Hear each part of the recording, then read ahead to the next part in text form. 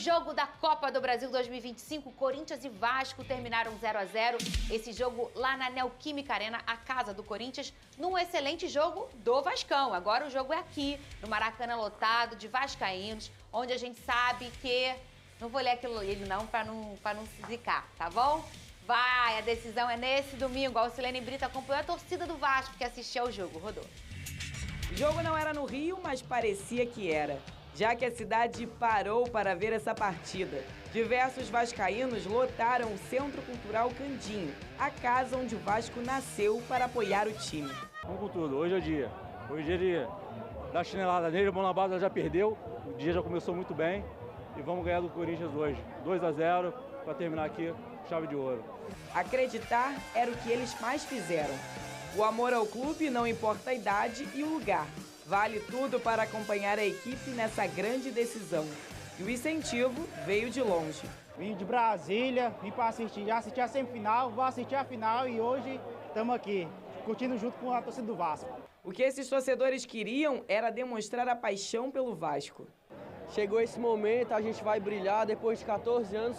Último título, coincidentemente também da Copa do Brasil, aquele time, o Trem-Bala da Colina. Vamos relembrar os velhos tempos, pegar esse espírito e com tudo pra cima do Corinthians e a gente vai sair campeão desse cacete. Vamos lá. E o que tá escrito aí na tua faixa? Uma honra ser. É o sentimento que em todos os vascaínos habita. É uma honra ser o Vasco, porque o Vasco é o Vasco, não tem essa. Eles queriam desfrutar de cada momento desse duelo. Cantavam, tocavam instrumentos e faziam tudo o que podiam para levantar o time mesmo de longe. A hora chegou e os vascaínos começaram a se empolgar com o time arriscando. E eles foram à loucura com o Ryan ficando de frente com o Hugo Souza e mandando para o fundo da rede. Foi muita festa, porém estava impedido. Isso fez com que o time da Colina fizesse ainda mais pressão. E logo em seguida, com o Puma Rodrigues, o lateral cabeceia para fora. Bola que fez os torcedores incentivarem ainda mais. E era o momento da torcida usar a fé, também gritar, e ficaram revoltados quando o Corinthians conseguiu marcar, com Memphis Depay, mas também estava impedido. Nada de gols no primeiro tempo, e eles foram à loucura com essa bola na trave de Barros. Era o Vasco quem dominava a partida e fazia com que os torcedores aumentassem a esperança de gol. Mas se assustaram com essa bola de Yuri Alberto que Léo Jardim salvou. O empate saiu com gosto de vitória, já que a grande decisão será no Maracanã no próximo domingo, com essa grande torcida. O torcedor saiu confiante e satisfeito com o Vasco. Eu sei que o Vasco será campeão no Maracanã, porque a barreira é a nossa casa. Jogaram de igual para igual, o Vasco arrebentou e é isso, vamos ganhar, vamos pra cima, porque aqui é Vasco! E já fizeram uma grande festa, que será repetida no Maracanã, para ir em busca de soltar o grito de campeão que não vem há 14 anos. Eu sou muito pé quente, fui nos 2 jogos da semifinal, estarei na final e seremos campeões. Ninguém merece mais do que a gente, ninguém. Vamos, Vasco! Vou ver ele ser campeão porque aqui é Vasco! Casaca! A turma é boa, é mesmo da fusaca. Vasco! Ei, Pedrosa! Calma, Pedrosa! Olha só, eu posso falar, porque eu não vou virar meme, que eu não sou Vasco. E eu não vou zicar também, que eu não sou Vasco. Se fosse meu time, eu não ia falar. Porque não pode falar do próprio time, entendeu? É igual quando tu vai falar mal da tua mulher, do teu marido. Você pode, o outro não pode. Criticar seu filho, entendeu? por exemplo. Você pode... Eu posso estar aqui falando mal do meu marido, mas se você falar, aí eu já vou ficar brava, entendeu? É isso aí. É a mesma coisa com o time. Eu vou dizer uma coisa pra você aqui, na minha sensibilidade feminina e no meu olhar de que acompanhei o Vasco em toda a Copa do Brasil. Você não tem nada a ver com isso, tá? Sou eu que tô falando, tá bom? É, eu sei, tá bom, mas vou falar. O Vasco é campeão da Copa do Brasil, Lucas Pedrosa. Ele tá com enredo, tá com a pinta, tá com a cara. Eu tô errada ou eu tô certa, Vene Casagrande? Não. Se você for olhar o caminho todo, não tá com cara. E eu vou torcer pra um cara ser o herói. Quem é que você vai torcer? Carlos Andrés Gomes. Por quê, ô Vene? Cara, pra mim ele tem sido o cara do Vasco da Gama nos últimos jogos aí, sobretudo na semifinal e ontem fez uma grande partida também. Aliás, o Vasco fez uma grande partida, né, Pedrosa? É, assim, tem muita Melhor gente, que o Corinthians. Tem muita gente que tem um Ele desconhecimento tá com muita profundo. cautela. assim. Muita cautela? Para com isso, Pedrosa. Deixa eu falar, deixa eu falar. Vai. Pô, tá igual o Luiz Araújo indo bater o pênalti. Pra mim, o desconhecimento profundo e desprezível que muita gente tem do time do Vasco fez com que eles achassem que ia ser fácil.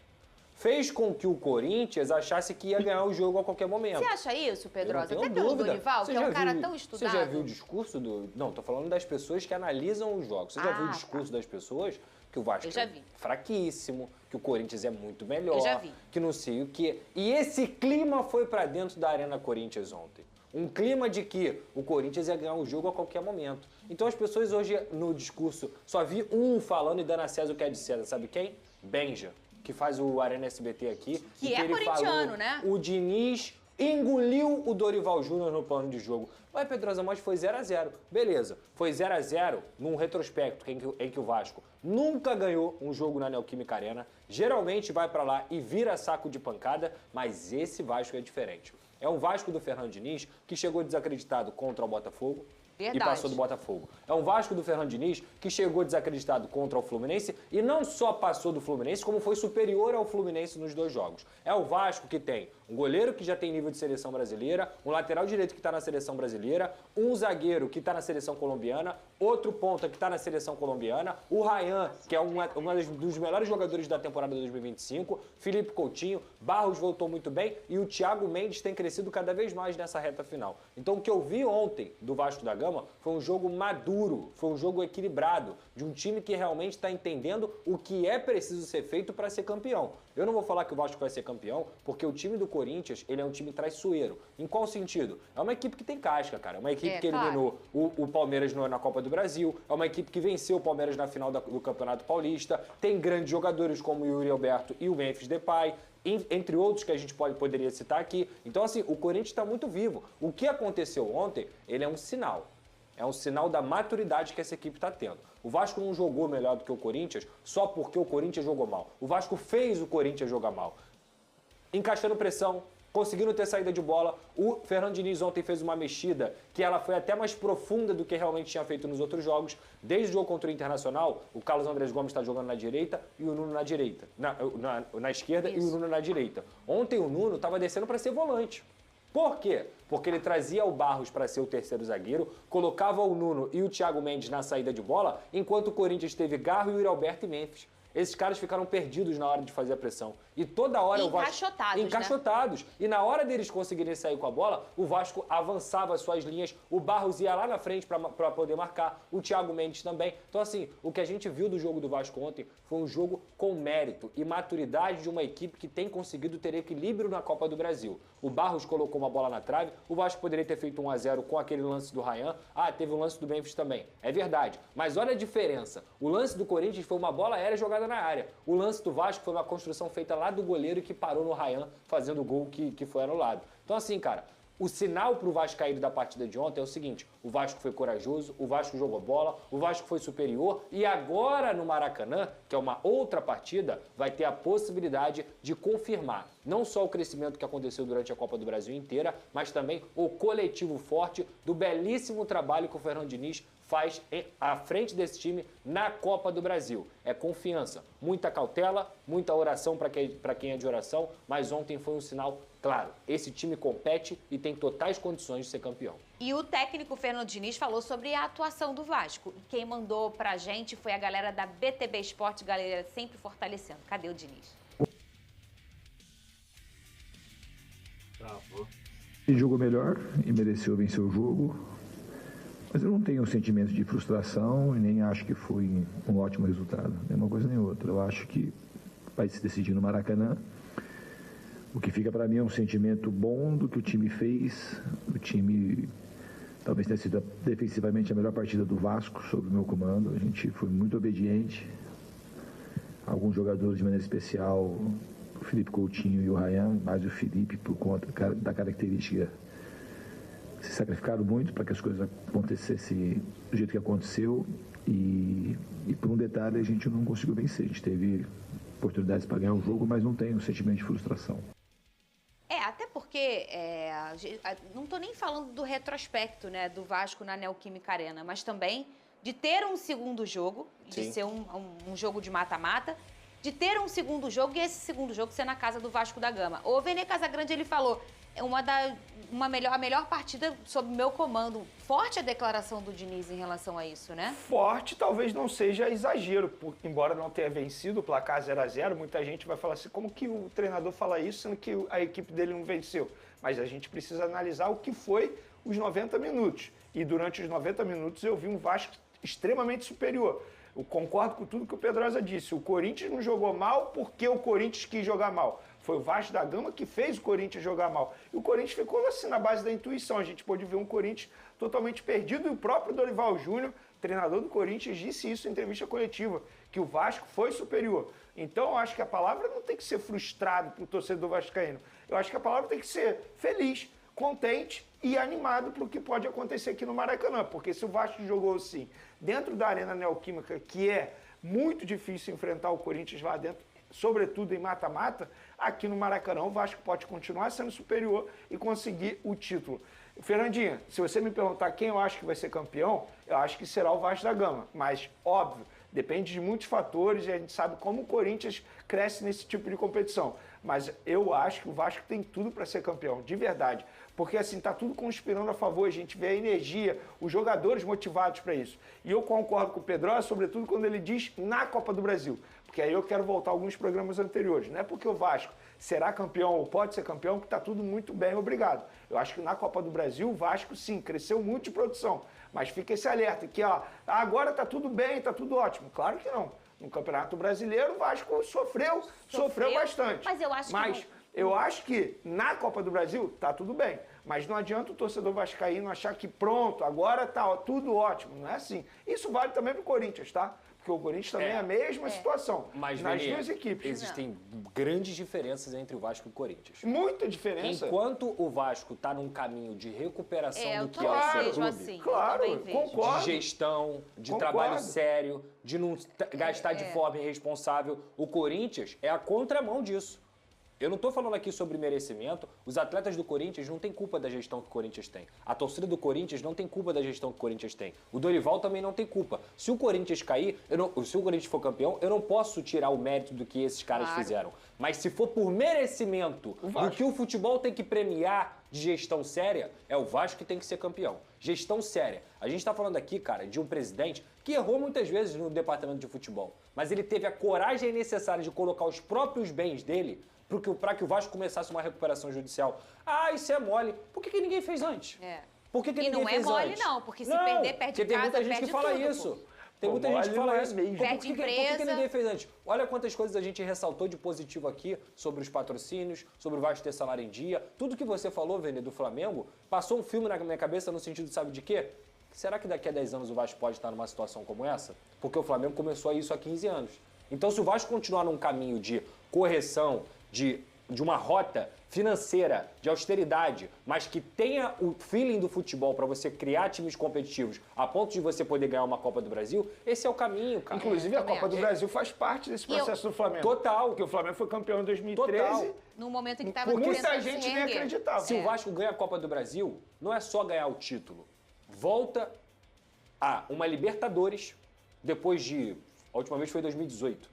Não só volta a Libertadores, como vai ter dinheiro em caixa, como vai ter investimento, como vai ter visibilidade. Então, realmente, Vene, o ano do Vasco, de forma geral, ele não é um ano maravilhoso. Mas se ganha a Copa do Brasil, ele se torna um ano em que você olha para o futuro e fala assim, acho que podemos voltar. Mas eu acho que pode ser o começo dessa reestruturação. Não é questão só de começo. Eu acho que para a realidade que o Vasco vive, o Vasco teve um problema com o SAF. O Vasco teve que tirar a empresa que estava. Isso é muito sério.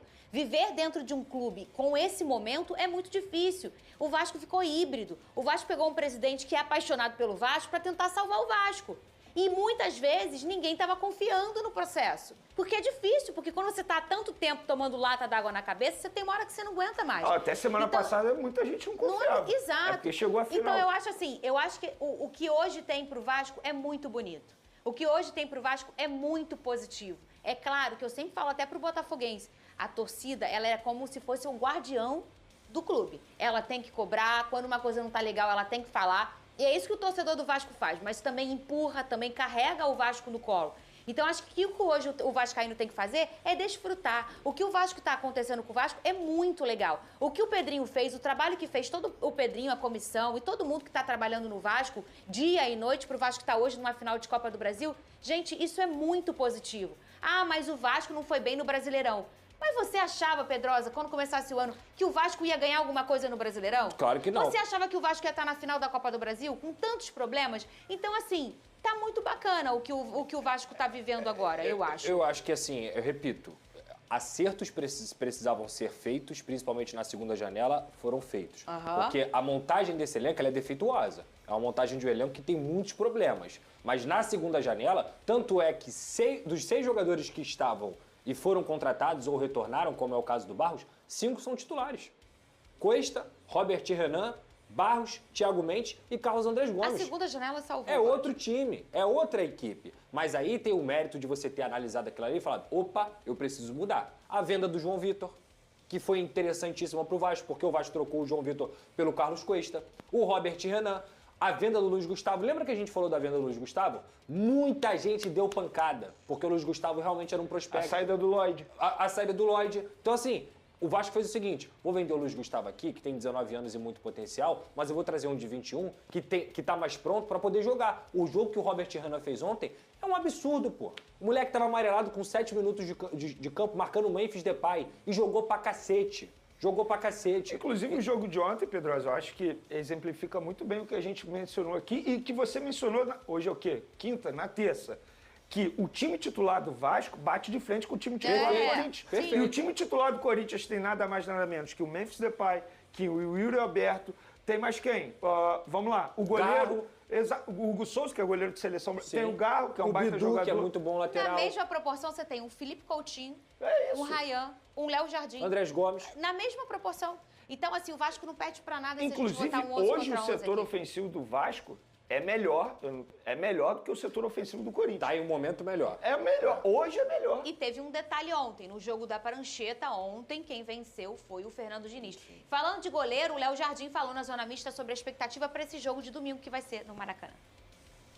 A gente, claro que a gente cria essa expectativa, a gente sabe da nossa responsabilidade, mas ao mesmo tempo a gente enxerga como uma motivação, porque a gente sabe o que a gente tem a chance de proporcionar para essa torcida e conseguir colocar o nosso nome na história do clube, de um clube tão grandioso como o Vasco. Mas, como eu falei, a gente sabe que não tem nada decidido, a gente sabe que está tudo em aberto.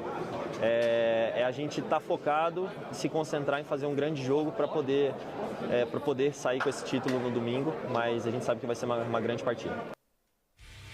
E se precisar, na hora dos pênaltis, o homem resolve pra você, Lucas Pedrosa. O problema é que do outro lado também tem um cara que gosta, né? Ele gosta. Eu espero que não vá pros pênaltis, sinceramente. Sabia que a cada 3 pênaltis o Hugo pega um?